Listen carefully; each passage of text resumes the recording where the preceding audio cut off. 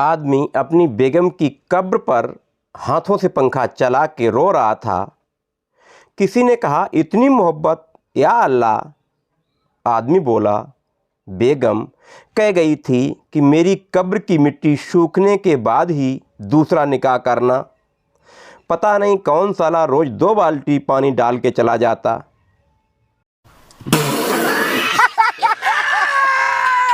1800 रुपये का हेडफोन लिया था, घर पे 200 रुपये बताया था। पत्नी ने 250 देकर हेडफोन ले लिया और बोली, दूसरा ले लो और 50 रुपये का कुछ खा लेना। एक आदमी लेडीज पार्लर के स्वागत कक्ष में बैठ के मैगजीन पढ़ रहे थे। एक महिला आई और धीरे से कंधे को छुई और बोली, आइए चलते हैं। आदमी पसीने पसीने हो गया और बोले, मैं शादीशुदा हूँ और यहाँ पार्लर में बीवी भी साथ है। महिला, अरे ध्यान से देखो, मैं ही हूँ। बहुत तेज हो रहा है, बहुत तेज हो रहा साल। पप्पू, अगर मुझे दूसरा ब्रेन इम्प्लांट कराना हो तो मैं उसका ब्रेन इम्प्लांट करवाना चाहता हूँ। गप्पू, मतलब तुम सोचते हो कि मेरे पास जीनियस का दिमाग है? पप्पू, नहीं, मुझे ऐसा दिमाग चाहिए जो पहले कभी इस्तेमाल न किया गया हो।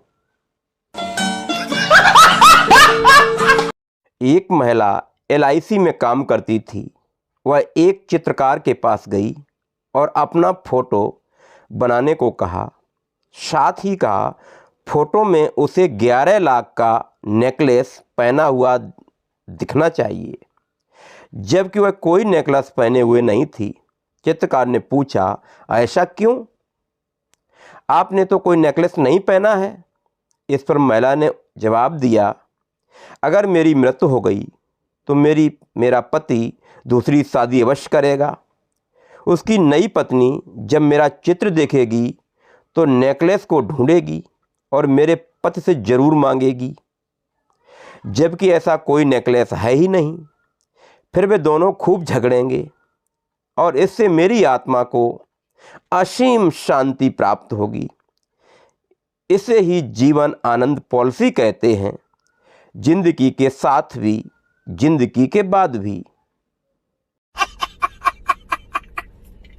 टीचर, तुम क्लास में क्यों सो रहे हो?